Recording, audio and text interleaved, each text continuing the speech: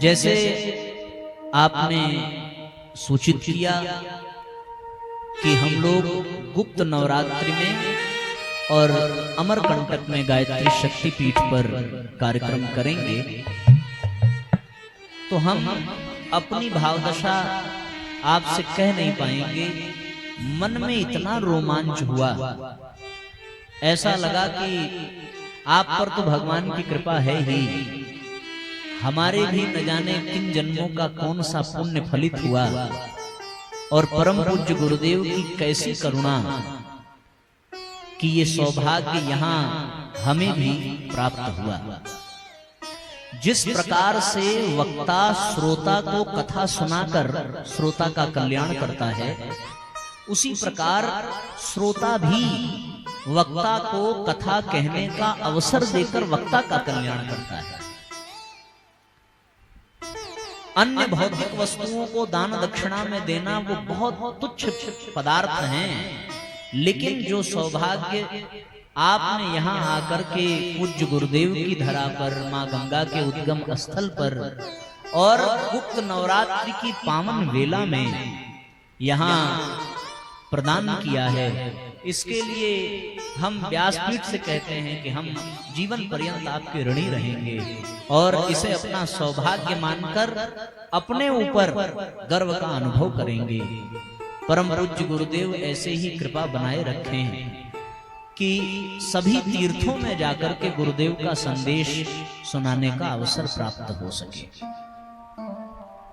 भैया कह रहे थे संचालन में कि हम काशी का संदेश लेकर आए हैं, पर साथियों काशी का संदेश, भगवान महाकाल का संदेश समझ पाना और समझने के बाद सुना पाना, ये हम जैसे सामान्य प्राणी के वश की बात नहीं है। पर बाबा विश्वनाथ का संदेश परम पूज्य गुरुदेव जब अत्यंत सरल करके अपनी लेखनी के माध्यम से हम सबको पढ़ने के लिए, सीखने के लिए और सुनाने का अभ्यास कराने के लिए प्रदान करते हैं, तो इतनी पात्रता अवश्य उन्हीं की कृपा से मिल जाती है कि भगवान विश्वनाथ के संदेश को अपनी अल्प बुद्धि में समझने का तुच्छ प्रयास किया जाए और आप सब तक पहुंचाया जाए। तो हम तो ये मानते हैं कि हमारे लिए गुरु जी का ही संदेश पहुंचाने का ये अवसर है। अब उस संदेश में भगवान महाकाल का संदेश स्वयं जुड़ जाए तो ये आप सबका सौभाग्य होगा। क्या गजब की व्यवस्था है। हमें लगता है आपके यहाँ से भी यहाँ की दूरी लगभग 700-800 किलोमीटर होगी लगभग, और हमारे यहाँ से भी यहाँ की दूरी लगभग 600-700 किलोमीटर है। आप भी भगवान महाकाल के नगर के निवासी, हम भी बाबा विश्वनाथ के नगर के निवासी, और हम वहां से चले, आप वहां से चले, और यहाँ अमरकंटक जो भगवान का कंठ स्थल है, यहाँ आकर के हमारा और आपका संगम हुआ और यहाँ भगवान की चर्चा का ऐसा सुंदर संयोग बना कि हम सबके केंद्र में, विषय में भी भगवान शंकर की ही लीला का वर्णन होगा। इससे बड़ा सौभाग्य और संयोग इस धरती पर क्या और कुछ हो सकता है, ये हमारा प्रश्न है। आपकी तो, आप आयु की दृष्टि से, अनुभव की दृष्टि से बहुत बड़े हैं, हम तो बहुत छोटे हैं। हमने अपने जिंदगी में ऐसा संयोग नहीं देखा।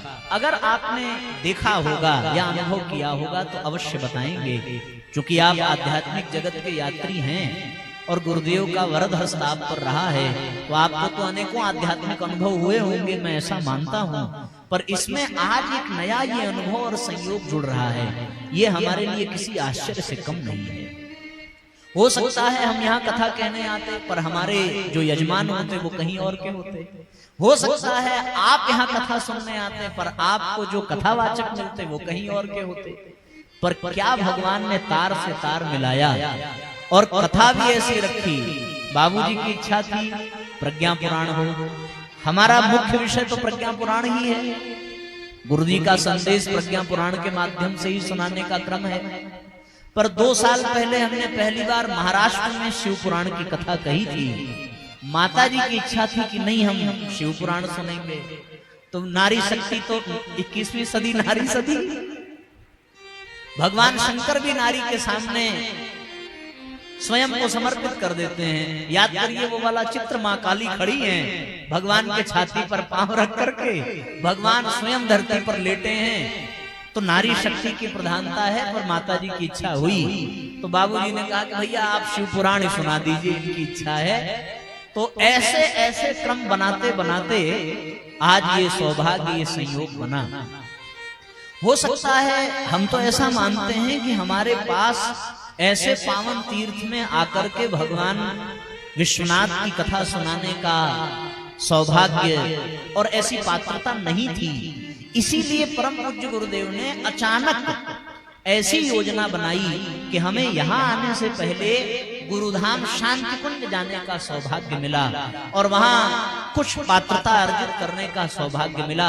और वहां से हम बार बार ये प्रयास करते रहे कि बनारस जाएं और वहां से आवें, लेकिन गुरुदेव की ऐसी व्यवस्था कि वहां से हमें सीधे यहीं आना पड़ा और यहाँ आकर के आप सबके बीच में आज कथा का शुभारंभ करने का अवसर मिला। ये भी एक भगवान की, गुरुदेव की ही योजना है, गुरु जी की ही लीला। ऐसी परिस्थिति में हम सब अपने आप को बहुत धन्य समझते हैं। भगवान ऐसी ही कृपा जीवन पर्यंत बनाए रखे। ऐसा अवसर, ऐसा सौभाग्य बहुत बिरलों को मिलता है। हमें लगता है बड़े बड़े योगी, यति, तपस्वी बड़ी बड़ी साधना करते होंगे, तब भी संभवतः ऐसी अनुकंपा कदाचित ही मिलती होगी जितना संयोग सौभाग्य हम लोगों को मिला है। आप कहेंगे साहब सबको मिला है। हम आपसे ये पूछते हैं कि मान लिया कि मां नर्मदा के उद्गम स्थल में अनेकों लोग होंगे, ये सौभाग्य उनको मिला है, पर उनको गायत्री शक्तिपीठ में आने का सौभाग्य नहीं मिला। अगर मान लो कि वो भूले भटके गायत्री शक्तिपीठ पर आ गए तो वो तिथि गुप्त नवरात्रि की नहीं रही होगी। अगर वो गुप्त नवरात्रि की भी रही होगी कदाचित, तो मैं समझता हूं उनको शिव पुराण नहीं मिला होगा। कैसे कहें कि ये सौभाग्य किसी को मिला? ये तो सौभाग्य में मिल रहा है। और 15 तारीख का ये जो 5 है ना, ये 5 सौभाग्य का दर्शन करा रहा है। गिनते चलो, सौभाग्य की गणना करें हम लोग। पहला मां नर्मदा का उनका आंचल मिला, उनकी गोद मिली। दूसरा भगवान की कथा मिली। तीसरा वो धरती मिली नर्मदा के तट पर जिस पर पूज्य गुरुदेव के चरण पड़े।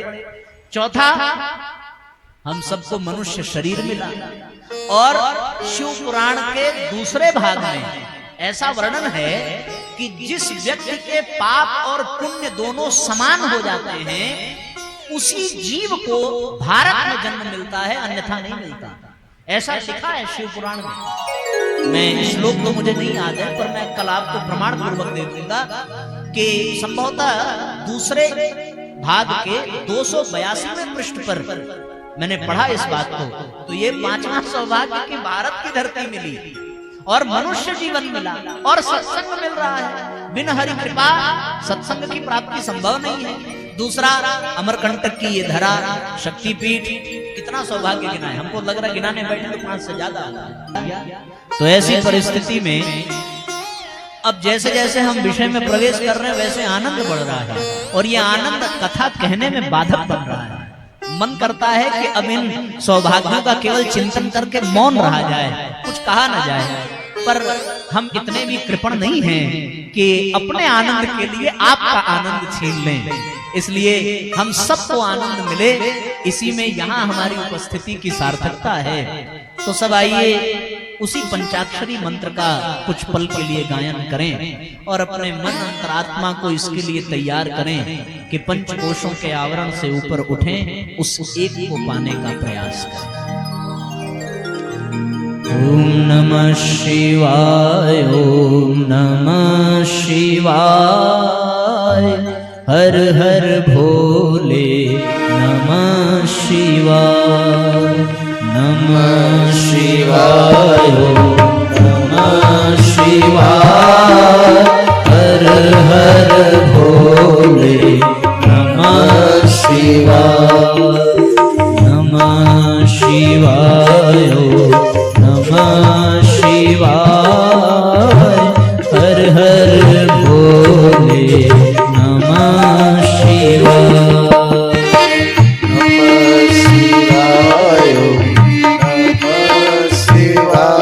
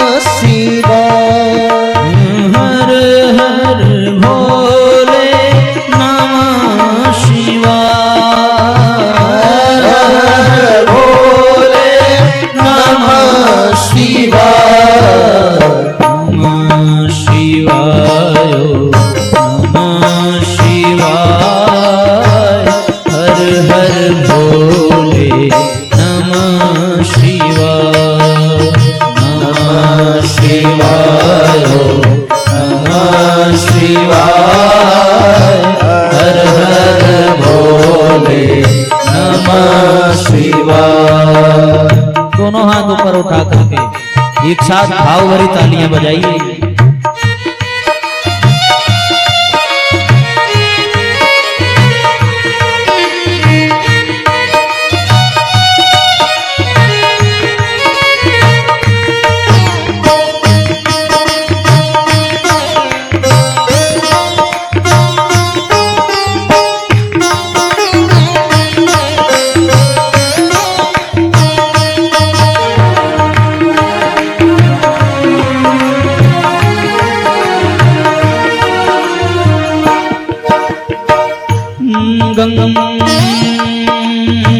गंगाधरा शिव गंगाधरा, गंगाधरा शिव गंगाधरा, हर हर भोले नमः शिवाय, हर हर भोले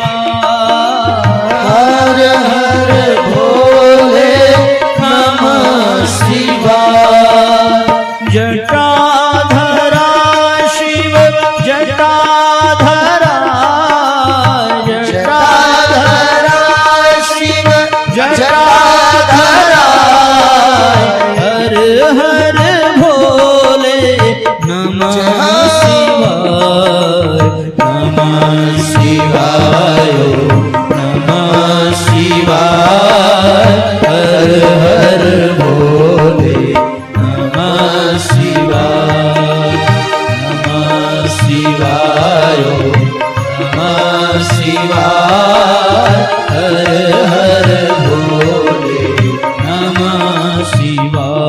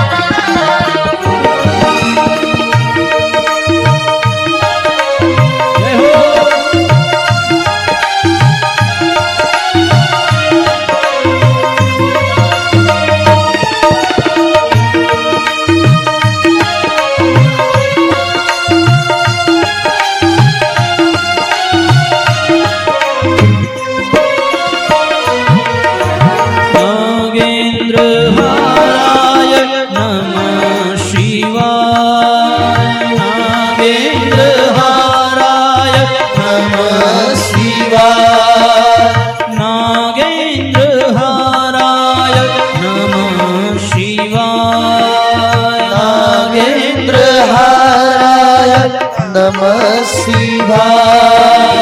विश्वेश्वराय नमः शिवाय।